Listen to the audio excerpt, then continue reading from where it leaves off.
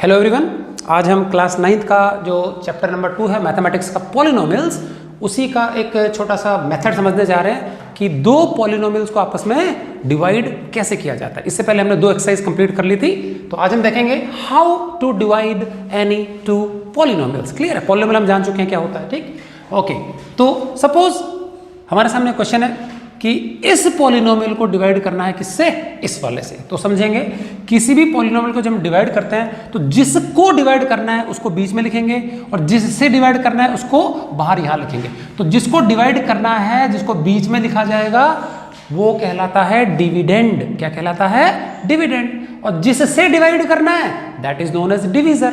जो आंसर आ जाएगा वो कहलाता है कोशेंट, एंड जो नीचे बच जाएगा वो कहलाता है रिमाइंडर, शेषफल। क्लियर है? ओके, नॉर्मली बाय डिफॉल्ट हम नॉर्मली जो पॉलिनोमियल्स है उसको मैंने पहले भी बताया था कि px के रूप में दिखाते हैं। तो p मतलब पॉलिनोमियल, x मतलब in variable x। So this is a polynomial in variable x, और ये gx हमारा क्या है? डिविजर है। px, gx, fx किसी से भी दिखा सकते हैं, ठीक है ना? तो नॉर्मली इसको px और इसको हम नॉर्मली gx ही लेंगे। क्वोशिएंट को qx बोलेंगे, रिमाइंडर को rx बोलेंगे। क्लियर? चलिए, तो हमने क्या किया, इसको तो रख दिया बीच में और इसको रख दिया बाहर। अब सिस्टम समझेंगे ध्यान से, सभी में ये मेथड लगेगा जो मैं समझाने जा रहा हूं। कुछ रफर होगा, मैं यहां लिख के दिखाऊंगा और वहां क्या करना है वो ध्यान रखेंगे, ठीक है? ओके जी, सबसे पहली इंपॉर्टेंट चीज, ये और ये दोनों को पावर्स के डिक्रीजिंग ऑर्डर में लिख लेना टर्म्स में। मतलब x की सबसे बड़ी पावर वाली टर्म पहले, फिर दूसरी वाली second highest, third decreasing order में। हो सकता है कि ये पहले दे दिया जाता है, बात में दे दिया जाता है, तो उसको रीशफल करके एडजस्ट कर लेना। समझ में आ गया? पावर्स उसको डिक्रीजिंग ऑर्डर में ही लिखना है। और ये भी देखो, यहाँ x की पावर 1 है, यहाँ कुछ नहीं, तो डिक्रीजिंग ऑर्डर में है। उसके बाद तो पहले चेक पक्का कर लेंगे, कभी कभी सही होता कभी नहीं होता, तो एडजस्ट कर लेना, ठीक? अब सबसे पहला स्टेप, ये जो सबसे बड़ा वाला जो पहला टर्म है जिसकी पावर सबसे ज्यादा है, फर्स्ट वाले को फर्स्ट वाले से डिवाइड करके देख लेना। ये ऊपर ये नीचे, तो फर्स्ट बाय फर्स्ट याद रहेगा, डिवाइड फर्स्ट बाय फर्स्ट। तो ये फर्स्ट टर्म क्या बताओ, साइन के साथ लेना हमेशा। तो 3x⁴ है, और जो सेकंड टर्म है वो क्या है? इसकी फर्स्ट टर्म क्या है? x है। अच्छा, इसको डिवाइड करेंगे तो एक x कट जाएगा, क्या नतीजा आएगा? 3x³। समझ में आ गया? तो ये चीज हम यहां लिखेंगे 3x³। समझ में आ गया? अब मुझे बताओ, ये जो x-2 एक बाइनोमियल है, इस पूरे को इससे इंटू करूंगा तो बाइनोमियल आंसर आएगा हमारा। अगर ट्राइनोमियल है तो ट्राइनोमियल आएगा, मोनोमियल है तो मोनोमियल आएगा, ठीक है ना? अब इसको बारी बारी x को भी इससे इंटू करना है और इसको भी इससे इंटू करना है, जो आएगा वो नीचे लिखना है। चलिए पहले x को करते हैं। x को अगर मैं इससे इंटू करूंगा तो वापस 3x⁴ आ जाएगा। देखो, x को अगर मैं इससे इंटू करूंगा तो ये तो आ जाएगा। तो पहला वाला जो चीज है ये हमेशा इसके जैसे ही आएगा, 3x⁴ हमेशा, मतलब हमेशा। क्लियर है? तो इसको मैंने इससे इंटू कर देना है, पहली वाली टर्म एक एक करेंगे बारी बारी, तो यही आने वाला है। अब इसको करते हैं, माइनस का है ये प्लस का है, तो माइनस में आंसर आएगा। सही है? 1 को इससे इंटू किया तो सेम टू सेम 3x³ आ गया। अब इसको लिखना है हमको, ध्यान देंगे, लाइक टर्म के नीचे लाइक टर्म लिखना है। तो 3x³ कहां है इसमें? x³ वाली टर्म ये रही, तो इसके नीचे लिखेंगे। अगर आगे होती तो उसके नीचे लिख लेते। समझ में आ गया? तो -3x³ यहां आ जाएगा, -3x³। यहां तक क्लियर है? उसके बाद क्या करना है, एक लाइन का गैप छोड़ेंगे और यहां पर एक लाइन खींच लेंगे। क्यों छोड़ा गैप? सबट्रैक्ट करने के लिए। जब भी पॉलिनोमियल्स को सबट्रैक्ट करते हैं, नीचे वाले जो भी हैं, नीचे वाले उनका निशान उल्टा कर देना और हमेशा ब्रैकेट में लिखेंगे। ये हमारा प्लस है तो यहां क्या कर देंगे? माइनस कर देंगे। ये माइनस है तो यहां क्या कर देंगे? प्लस। तो अब ये 3x⁴ माइनस का हो गया, ये 3x³ प्लस का हो गया। क्लियर है? चलिए अब देखते हैं, 3x⁴ माइनस 3x⁴, ये तो कट जाएगा, ये तो कट जाएगा। तो पहला वाला हमेशा ही कटेगा, ऑलवेज, ठीक? अब देखते हैं, माइनस का 4 टाइम्स x³ और प्लस का 3 टाइम्स s³। यहां रख के देख लें, माइनस का 4 बार x³ और प्लस का 3 बार x³। अच्छा देखो, x³ को जोड़ेंगे तो x³ में आंसर आएगा प्लस माइनस करने से। जैसे होता है ना 2 एलिफेंट्स प्लस 5 एलिफेंट्स, तो कितना हो गया? 2 और 5 7 एलिफेंट्स। तो एलिफेंट में आएगा, तो x³ जोड़ेंगे तो x³। तो यहां तो सीधा बात x³ लिख ही सकते हैं, ठीक है? अब सिर्फ कोफिशिएंट को देखना है, -4 + 3, इनका आंसर क्या आएगा? बड़ा ये है ना 4, तो -1 आ जाएगा। तो यहां माइनस का 1 बार x³ लिख सकते हैं, सेम इधर आ जाएगा, तो -1 टाइम्स x³। क्लियर है? बहुत ध्यान से समझेंगे। साइन, इन प्रॉब्लम्स में सबसे ज्यादा साइन की मिस्टेक होती है 90% बच्चों की, तो ये क्लियरली समझेंगे, कटपिट बिल्कुल नहीं करना है, एक एक स्टेप में ध्यान से समझा रहा हूं। ये क्लियर है कैसे किया हमने? चलिए अब यहां नीचे कुछ नहीं है तो ऊपर वाले के निशान नहीं चेंज करने, ये ऐसे कैसे कॉपी कर देना, -3x तो ऐसा कैसा -3x आ गया, -1 आ गया। क्लियर है? यहां तक ठीक है। अब ये जो रफ वर्क है इसको हम रब कर देते हैं, अगले स्टेप के लिए दोबारा रफ वर्क करना पड़ेगा हमको। अभी हमने जो फर्स्ट स्टेप में रिपीट किया सेम प्रोसीजर दोबारा से करना है। चलिए वापस, अब इसके जगह हमको ये मिला, अगेन फर्स्ट बाय फर्स्ट, इसका जो पहले सबसे बड़ी वैल्यू है देखो साइन के साथ उठाना, -1x³। ठीक है, तो इसके नीचे क्या आ जाएगा, x आ गया।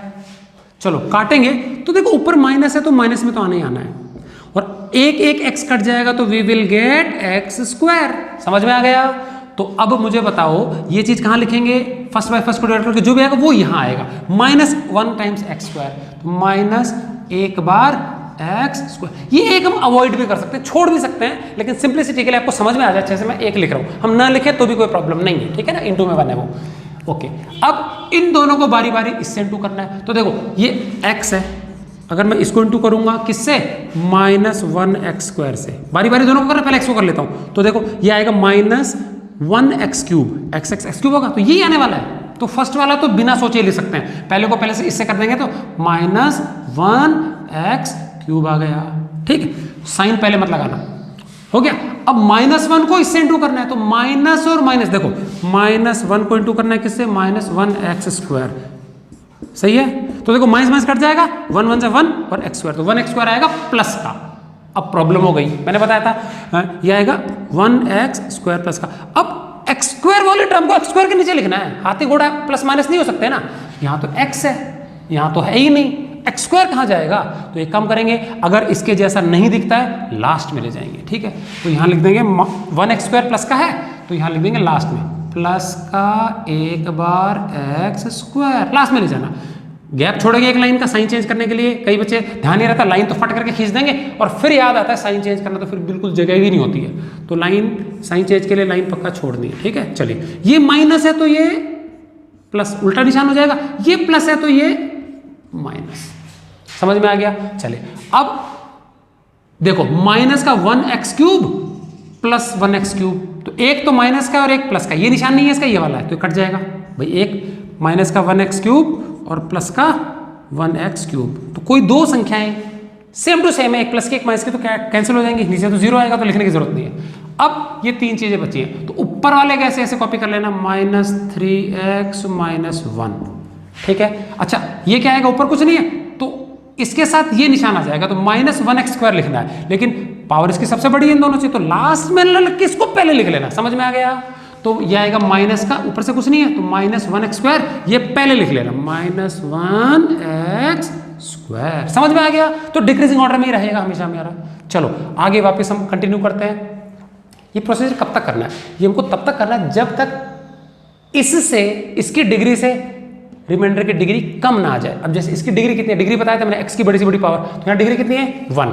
ठीक है, तो नीचे रिमाइंडर में 1 से भी कम डिग्री आनी चाहिए, तो 1 से कम डिग्री क्या होती है 0, और 0 डिग्री का मतलब यहाँ पे x दिखाई नहीं देगा। समझ में आ गया? यहाँ से x क्या हो जाएगा, गायब हो जाएगा, तब तक डिवाइड होगा ये।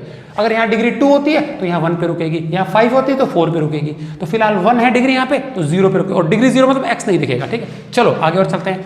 तो ये मेरा फर्क मिटा देता हूँ, ये हमारा स्टेप 2 कंप्लीट हुआ। ठीक, चलिए अब स्टेप 3 कर लेते हैं। वही चीज फर्स्ट बाय फर्स्ट, तो फर्स्ट बताओ क्या है, -1x² है, इसके नीचे हम x लिख देंगे, क्या आएगा, एक x कट जाएगा, -1x आएगा, तो ये क्या लिख देंगे, -1x। समझ में आ गया, -1x। अभी क्या करेंगे, इन दोनों को बारी बारी उससे इंटू करेंगे, x को -1x से इंटू करेंगे तो -1x², सेम टू सेम, मैंने बताया था पहला तो सेम टू सेम ही आता है। दूसरा -1 × -1x, -1 × -1x, minus minus cancel, plus का 1x, प्लस का 1x। अब देखो x के नीचे आ गया x, हो गया जी बाइनोमियल। हर बार देखो बाइनोमियल आएगा, 2 टर्म 2 टर्म 2 टर्म। ठीक है, तो बाइनोमियल है तो बाइनोमियल, ट्राइनोमियल तो ट्राइनोमियल। चलो लाइन छोड़ देंगे साइन चेंज करने के लिए, यहाँ जाएगा प्लस, यहाँ जाएगा माइनस, ये कट जाएगा क्योंकि एक तो -1x² है, एक +1x² है।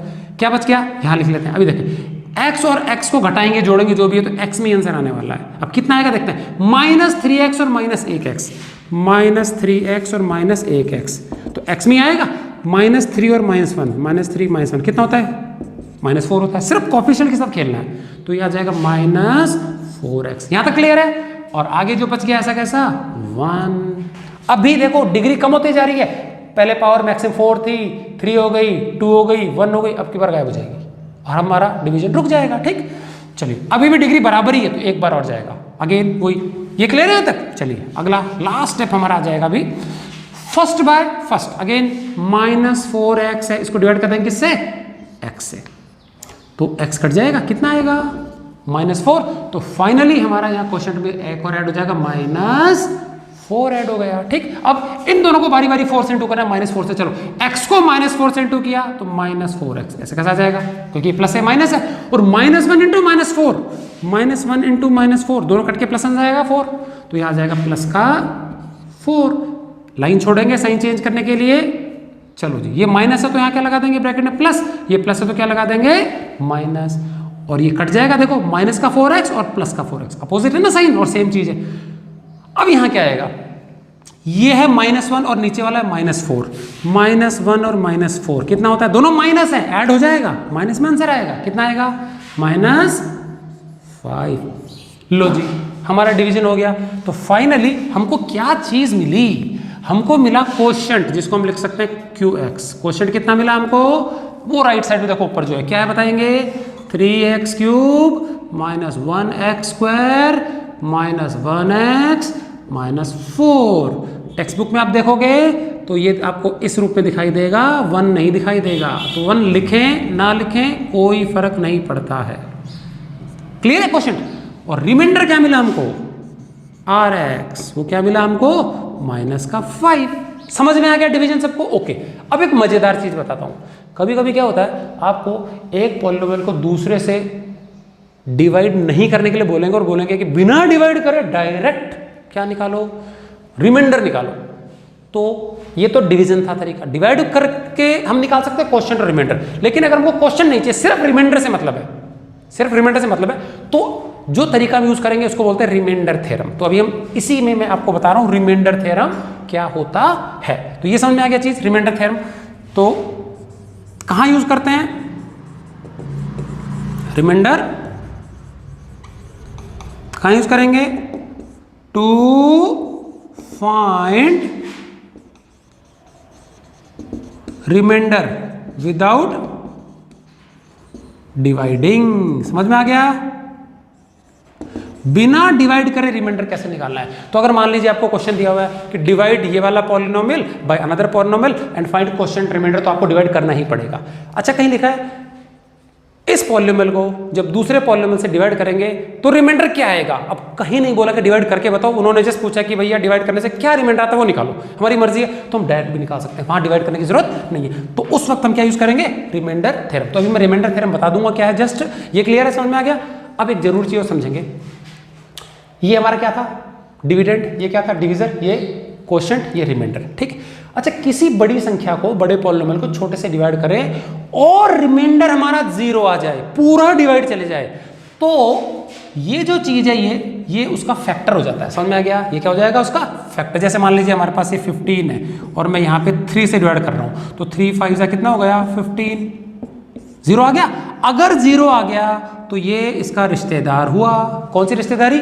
ये इसका फैक्टर कहलाएगा, बड़ा वाला इसका मल्टीपल कहलाएगा। m मल्टीपल, महान, बड़ा, फैक्टर छोटा, फर्स्ट जो आता है फैक्टर। तो छोटे वाला तो इसका फैक्टर हो गया, ये इसका मल्टीपल हो गया। ये कब होगा? जब ये 0 आ जाएगा। चलिए, अब मान लो मैंने यहां पे सपोज 2 लिखता, तो क्या आता बताओ? 2 7 आता, 14 आता, 1 बचता।